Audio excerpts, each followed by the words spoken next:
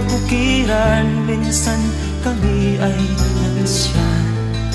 Kasama ko ang aking barkada sa isang kubo, doon kami ay tumira. At kami ay masaya, masaya.